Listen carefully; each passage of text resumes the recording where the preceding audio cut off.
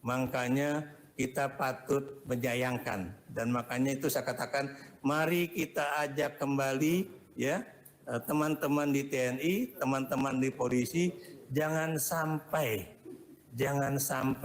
ya yang disebut dengan dinasti politik benar-benar akan terjadi ya, yang sebetulnya dinasti politik itu adalah dinasti politiknya Jokowi ya, mungkin bergabung dengan dinasti politiknya Prabowo Subianto dan Orde Baru yang lain ya.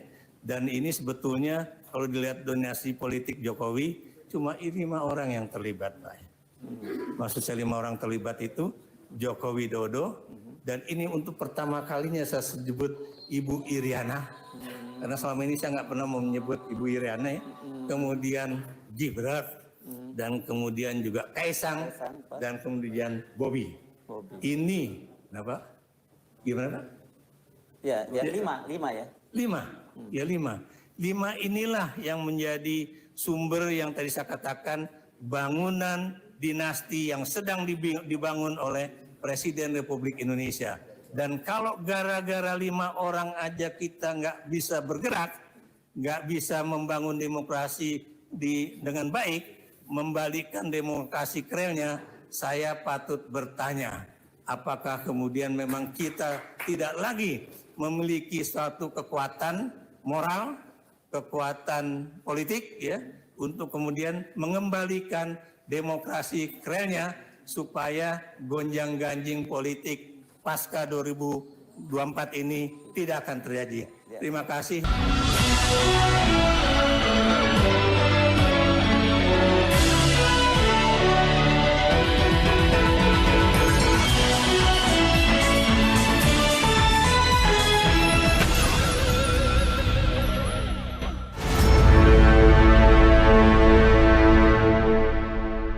Ada Prof. Ikrar Nusa Bakti. Ini saya kira kita kenal siapa Prof.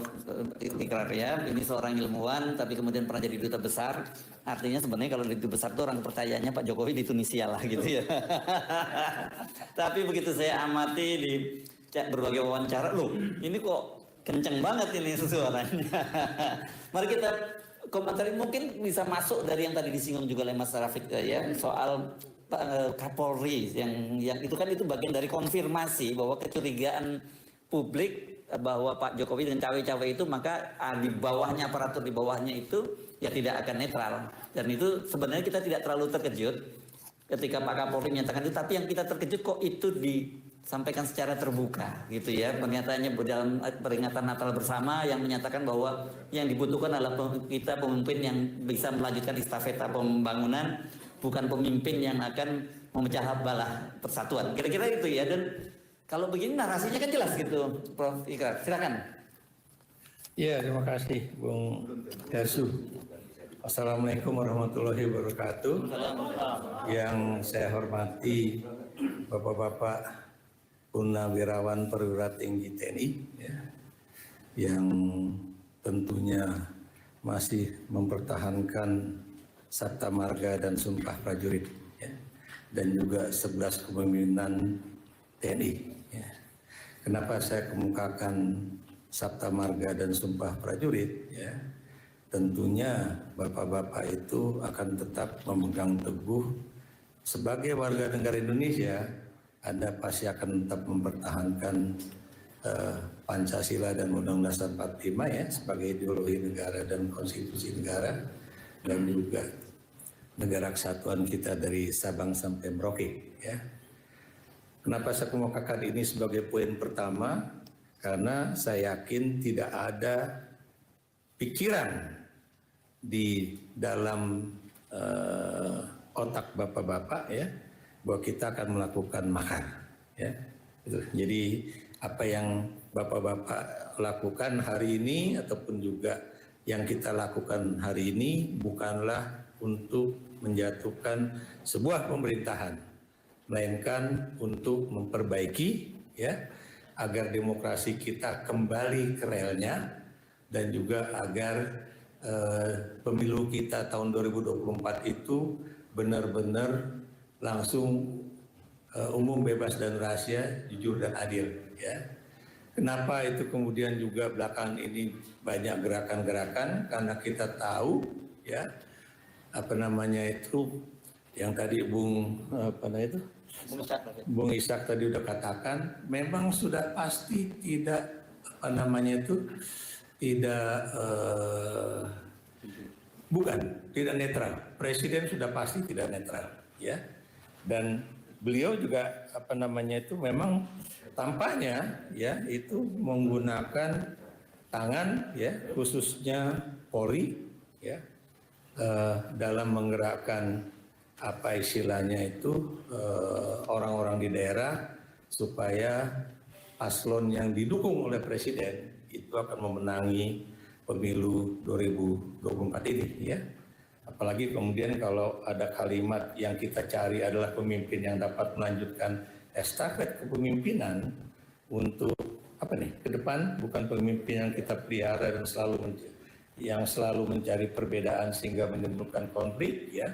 Ini benar-benar sudah merupakan suatu asumsi dari seorang Kapolri bahwa seakan-akan kalau calon pemimpin yang terpilih itu bukan orang yang didukung presiden, itu adalah orang yang suka menimbulkan konflik ya. Ini yang buat saya seorang Kapolri harusnya tidak boleh membuat pernyataan semacam itu ya, karena ini sudah boleh dikatakan pernyataan yang sangat politis ya, dan bertentangan dengan seorang Kapolri yang harusnya itu menjaga, memelihara dan kemudian juga menjadi pengayom dari rakyat ya. Ini seakan-akan ini apa namanya itu garis politik Kapolri sudah jelas, dan apa yang dikatakan oleh Kapolri itu adalah sebuah perintah kepada jajaran di bawahnya ya. Dan karena sampai detik ini baik Panglima TNI maupun KSAD menyatakan TNI netral, dan karena itu kita berharap jajaran TNI ya di bawahnya juga netral, dan tidak boleh ada kemudian apa namanya itu komando-komando ya, perintah-perintah yang pada dasarnya sebenarnya menunjukkan bahwa TNI tidak netral ya. Apa yang saya katakan di sini, kalau Panglima mengatakan A dan kemudian KSAD mengatakan B, kalau di bawahnya itu beda, berarti mereka tidak melaksanakan komando Panglima atau perintah dari komandan. Dan kalau itu terjadi, Bapak-bapak pasti tahulah itu berarti suatu tindakan yang disersi ya, atau suatu tindakan yang bertentangan dengan garis perintah dari komandan ataupun Panglima TNI dan juga dari KSAD. Dan kalau sudah demikian jarannya, berarti TNI yang melakukan suatu tindakan yang tidak sesuai dengan pernyataan Panglima dan KSAD, itu bisa dikatakan mereka membantu suatu proses perjalanan pemilihan umum yang curang ya. Jadi ini yang kemudian kita harus katakan ya. Dan saya mungkin sedikit mengomentari Pak Ishak tadi ya. Dalam sejarah Indonesia ya, negara kesatuan yang dibangun dari Sabang, dari Aceh sampai ke Papua ya, dalam sejarah itu memang berapa kali mengalami pemberontakan ya. Tapi bukan pemberontakan dalam arti separatisme ya.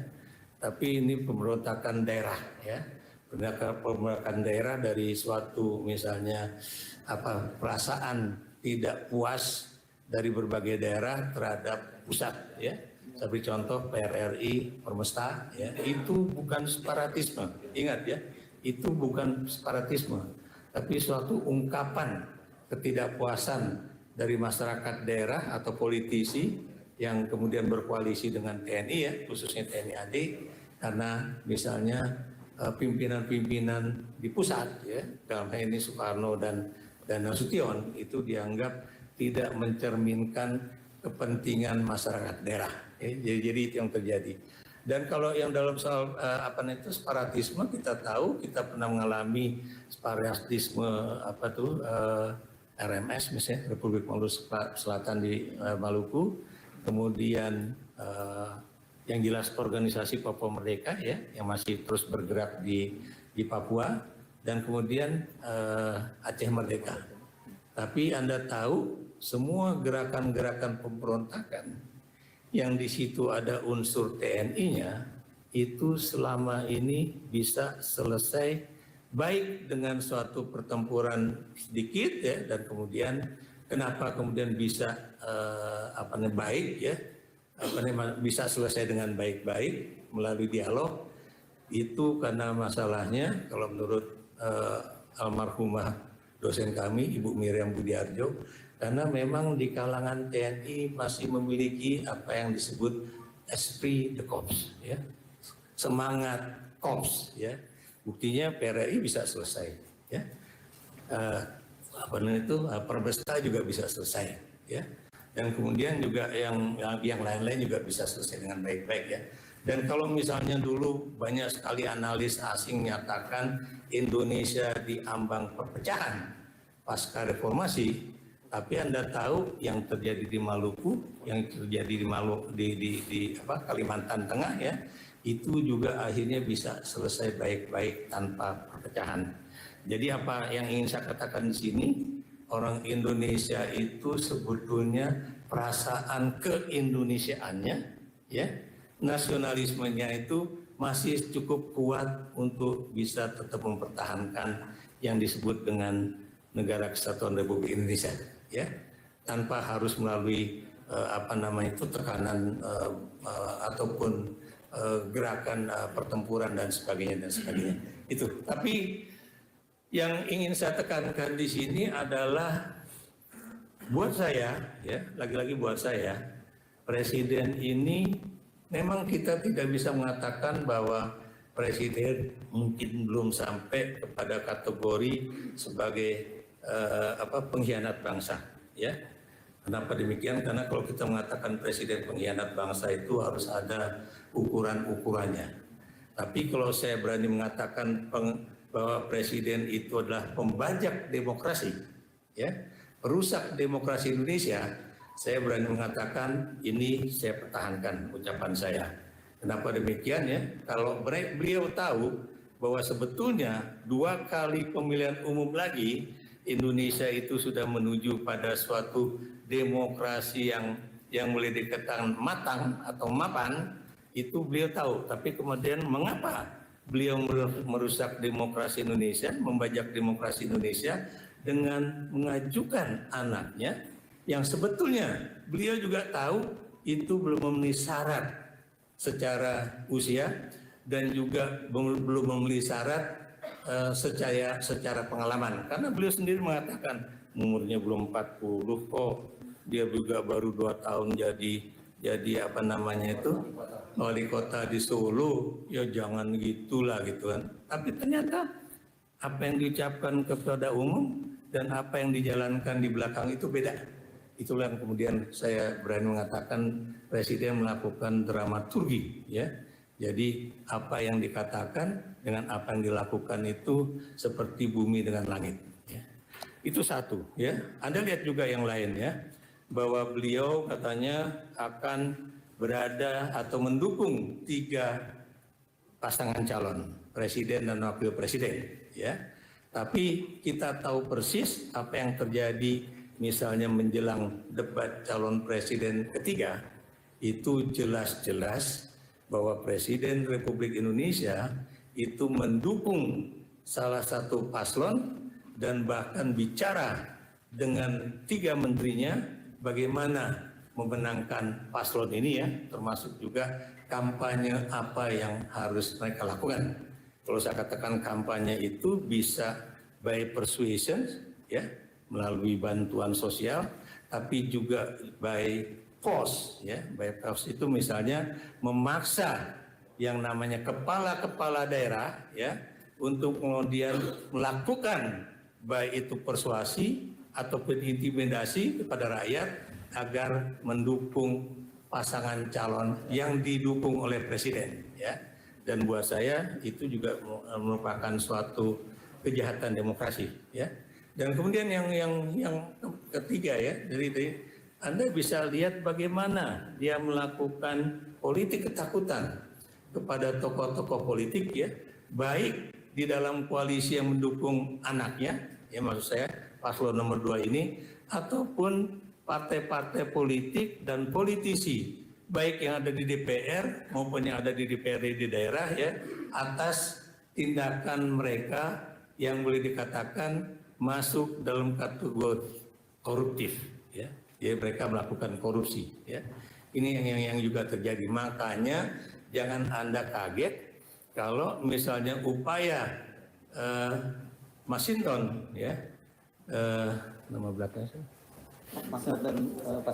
Pasaribu ya, Masinton Pasaribu yang mengusulkan hak angket itu boleh dikatakan tidak mendapatkan dukungan yang begitu penuh ya dari kalangan parlemen, not even ya, tidak juga dari partainya sendiri ya. Apa ini yang ingin saya katakan di sini adalah parlemen tampaknya tidak memiliki keberanian untuk menjadi ya balancer ya, untuk menjadi balancer maupun untuk menjadi apa istilahnya itu pengawas dari jalannya sebuah pemerintahan dari segi legislatif ya. Check and balance-nya ya. Check balance-nya nggak boleh dikatakan nggak berjalan.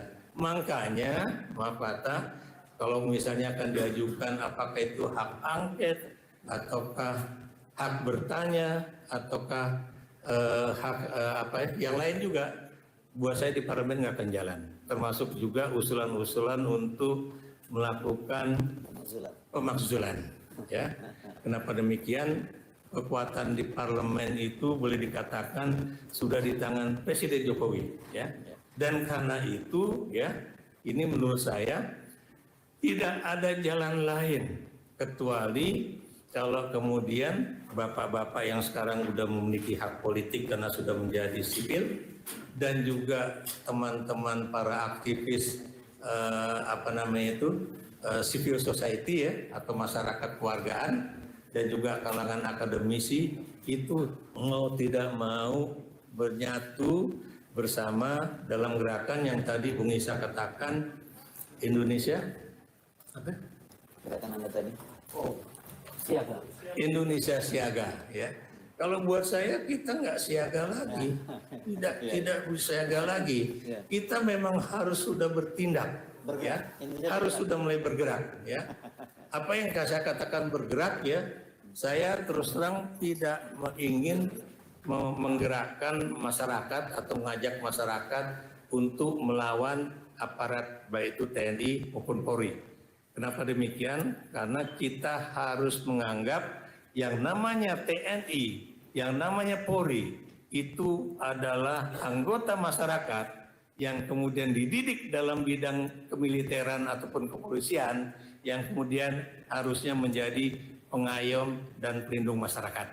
Dan karena itu baik itu teman-teman di TNI maupun teman-teman di Polri itu adalah bagian dari satu kesatuan masyarakat Indonesia. Dan kita, kalau saya terus terang mengajak bagaimana mereka-mereka yang ada di TNI, dari misalnya Tamtama, kemudian Bintara, Perwira Pertama, Perwira Menengah, sampai Perwira Tinggi, itu kembali ke tugas pokok dan fungsinya. Tugas pokok fungsi TNI itu adalah bagaimana mempertahankan negara Kesatuan Republik Indonesia dari serangan musuh dari luar ya, dan kemudian juga tentunya membantu Polri dalam menjaga keamanan nasional Indonesia.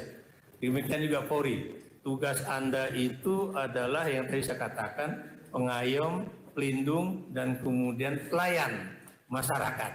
Bukan Anda adalah pelindung dan kemudian pelayan dari seorang penguasa yang kebetulan dia menduduki jabatan sebagai Presiden Republik Indonesia.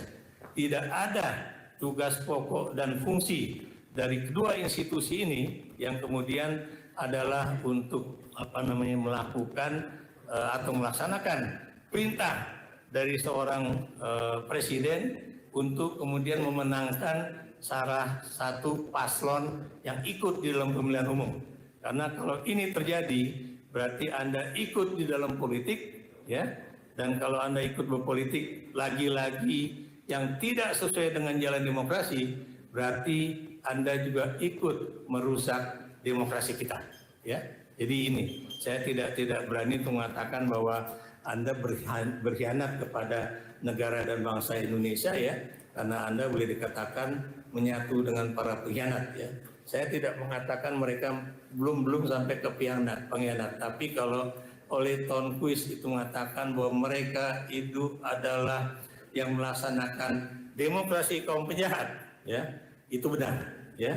Jadi demokrasi kita ini akan kembali ke demokrasi sebelum 1998 yang dalam kategori pengamat politik ahli tentang Indonesia juga, ya, oleh Tonquist, ya, itu mengatakan itu kita harus menghindari demokrasi kaum penjahat.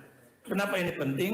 Satu, kalau kemudian nanti tanggal 30 Januari ternyata indeks demokrasi Indonesia turun, ya, itu Anda tahu bahwa itu berarti reputasi Indonesia yang dibangun oleh TNI juga, ya, Polri juga, termasuk rakyat Indonesia untuk membangun demokrasi, ya, menjadi demokrasi yang substansial, itu akan gagal.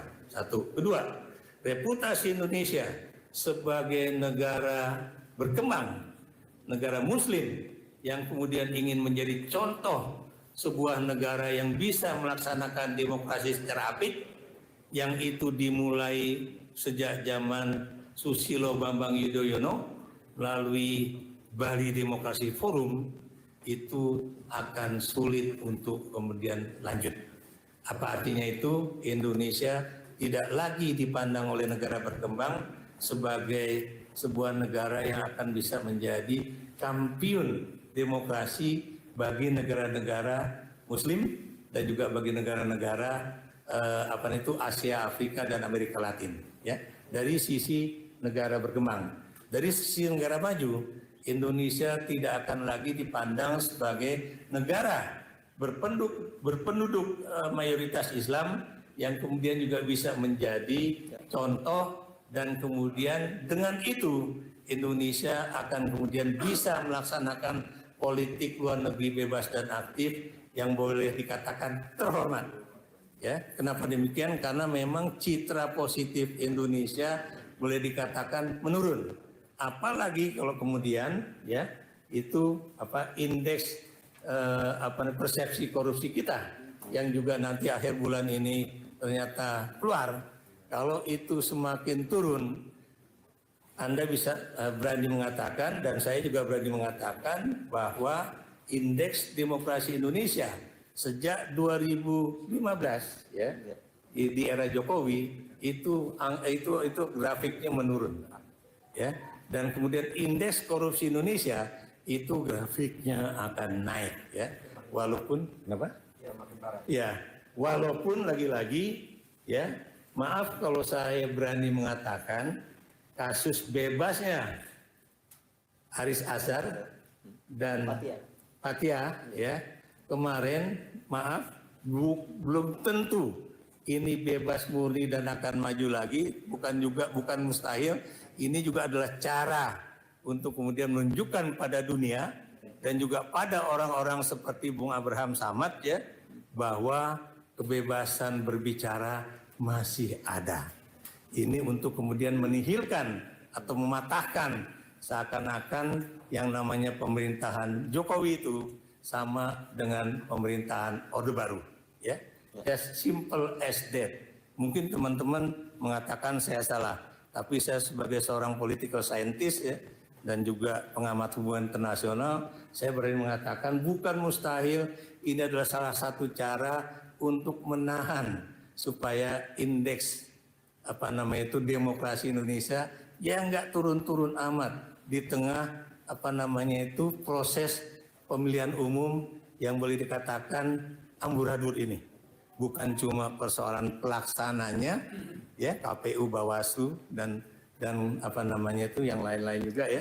tapi juga bagaimana kalau kemudian seorang presiden itu benar-benar tidak netral di dalam pelaksanaan pemilu ini, ya. Bahkan kemudian karena itu seorang presiden diduga atau patut diduga pasti melakukan intervensi dan melakukan perintah kepada jajarannya, ya. Bahkan seorang presiden itu bisa ikut-ikutan misalnya menentukan supaya KPU tuh ubah format, ya. Padahal persoalan format debat itu ada persoalan teknis yang terlalu tinggi bagi seorang presiden kemudian ikut campur dalam menentukan, ya, itu format tersebut. Kedua, saya beri contoh misalnya, ya, bagaimana juga kemudian beliau memanggil beberapa tokoh organisasi kepala desa, ya, untuk datang ke istana untuk bikin juga pernyataan di Jakarta, ya, mengundang Gibran, dan kemudian juga untuk membuat pernyataan di Bandung, ya, itu yang di Jawa Barat itu, ya, yang juga mengundang Prabowo Subianto dan juga kalau nggak salah seorang menteri yang lain, ya. Apa yang ingin saya katakan di sini, kalau kemudian yang namanya aparat desa yang harusnya bisa juga dikendalikan oleh pemerintahan daerah, tapi kalau tadi Bung Ishak mengatakan bahwa sebagian yang namanya gubernur, bupati dan wali kota, kalau itu gambarnya itu benar-benar udah merah, maksud saya dikuasai oleh presiden, what can you expect? Ya. Apa yang Anda harapkan? Ya, kalau kemudian seorang atau pimpinan desa, ya, itu kemudian bisa mobilisasi massa yang tadi saya katakan dengan cara apapun. Cara apapun itu bisa dengan persuasi, tapi juga bisa dengan cara-cara kekerasan, ya. Saya beri contoh, ancaman untuk nggak dapetin BLT, ancaman untuk misalnya kesulitan untuk membuat KK dan sebagainya. Saya pikir itu aja yang bisa saya sampaikan, ya, bahwa kita memang harus menyelamatkan demokrasi Indonesia, ya. Karena kalau setiap 5 tahun, nih Pak Gatot, ya, setiap 5 tahun atau kalau kita lihat, ya, itu 45 kita merdeka, 65 terjadi suatu gonjang-ganjing politik, ya, itu 20 tahun, Pak, ya. Kemudian 65 timbul lagi 98, ya, itu 65, 98, 33 tahun. Kemudian 98 sampai 2024 ini 26 tahun. Kalau setiap masa itu, Pak, ya, itu selalu terjadi suatu perubahan dari demokrasi ke otoriter, otoriter ke demokrasi. Kita tidak pernah bisa membangun demokrasi kita yang kemudian bukan cuma menyelamatkan demokrasi, tapi terlebih penting lagi, anggaran untuk pelaksanaan demokrasi itu bisa kita simpan, ya, kita saving untuk membangun yang namanya ekonomi Indonesia, yang membangun yang namanya manusia Indonesia supaya kecakapannya itu cukup tinggi, ya, dan kemudian kita bisa bersaing dengan negara-negara paling sedikit, ya, negara tetangga-tengah Asia Tenggara lah, ya. Kenapa saya katakan demikian? Pak Gatot tahu bahwa sekarang Timor Leste itu pembangunan sumber daya manusianya itu hebat banget, ya, walaupun dananya sedikit. Kemudian Anda juga tahu, ya, di Asia Tenggara itu orang Indonesia itu adalah orang yang memiliki IQ terendah, ya, di antara 11 negara ASEAN. Apa artinya ini? Ini berarti asupan makanan, asupan gizi, asupan protein bagi anak Indonesia itu benar-benar tidak cukup untuk menjadikan dia memiliki IQ yang cukup baik. Karena itu memang tergantung juga pada bukan cuma pendidikan tapi juga makanan yang ditinggal. Tapi ini juga bukan berarti kemudian ada program bantuan makan siang itu. Sebab kalau bapak-bapak dari kalangan mantan tentara, ya, mantan Panglima TNI bisa menghitung lah, ya, kalau angkanya satu hari 1 triliun, dan katanya 1 tahun itu 400 triliun, Pak Gatot pasti bisa tersenyum. Itu angka sekarang Pak, itu lebih dari 3 kali lipat anggaran Kementerian Pertahanan Republik Indonesia. Benar nggak? Kalau saya salah, mohon citing, tapi anggarannya seperti itulah. Nah kalau kemudian seperti itu, apakah ada jaminan itu akan meningkatkan yang namanya menghilangkan stunting, menambah kapasitas otak ya, dan juga menambah ketahanan tubuh? Saya rasa enggak. Dan itu yang tadi juga kami juga selalu mengatakan ya, bahwa kalau Pak Gatot ingat ya, kami yang ada di dalam lingkaran circle namanya anak-anak muda dulu Bu ya, Pak ya, tahun 98 kami masih muda-muda ya, kayak Rizal Sukma ya, Jaleswari Promoda Wardani, kemudian lanjut dengan Andi Wijayanto. Itu kami adalah orang-orang yang membantu Kementerian Pertahanan dulu masih departemen ya, membantu juga TNI AD ya, membantu juga kalangan intelijen dalam membuat undang-undang undang-undang pertahanan negara, undang-undang TNI dan juga undang-undang intelijen. Untuk apa? Supaya ketiga institusi intelijen, Kemhan dan juga polisi dan sebagainya itu bisa menjadi institusi-institusi yang boleh dikatakan sangat membanggakan. Dan terakhir nih, ini benar terakhir, Bung. TNI kita untuk saat ini itu adalah institusi yang mendapatkan kepercayaan tertinggi dari hasil survei mengenai Presiden, kemudian TNI, Polri, Kejaksaan, DPR ya. TNI tertinggi. Kenapa TNI tertinggi? Karena TNI lagi-lagi tidak melaksanakan yang apa disebut oleh yang dahulu itu dui fungsi abri ya. Dan kalau sekarang pemimpin negara dalam hal ini presiden itu kemudian menarik kembali ya, secara langsung maupun tidak langsung TNI untuk berpolitik, lagi-lagi bukan politik untuk negara tapi politik untuk kekuasaan keluarga presiden, makanya kita patut menyayangkan. Dan makanya itu saya katakan, mari kita ajak kembali ya teman-teman di TNI, teman-teman di polisi, jangan sampai ya yang disebut dengan dinasti politik benar-benar akan terjadi ya, yang sebetulnya dinasti politik itu adalah dinasti politiknya Jokowi ya, mungkin bergabung dengan dinasti politiknya Prabowo Subianto dan Orde Baru yang lain ya. Dan ini sebetulnya kalau dilihat dinasti politik Jokowi cuma 5 orang yang terlibat, Pak. Maksud saya 5 orang terlibat itu Joko Widodo, dan ini untuk pertama kalinya saya sebut Ibu Iriana, karena selama ini saya nggak pernah menyebut Ibu Iriana ya. Kemudian Gibran, dan kemudian juga Kaisang, dan kemudian Bobby. Ini kenapa? Gimana Pak? Ya 5 ya. 5 inilah yang menjadi sumber yang tadi saya katakan, bangunan dinasti yang sedang dibangun oleh Presiden Republik Indonesia. Dan kalau gara-gara 5 orang aja kita nggak bisa bergerak, nggak bisa membangun demokrasi dengan baik, membalikkan demokrasi krelnya, saya patut bertanya, apakah kemudian memang kita tidak lagi memiliki suatu kekuatan moral, kekuatan politik ya, untuk kemudian mengembalikan demokrasi krelnya supaya gonjang-ganjing politik pasca 2024 ini tidak akan terjadi.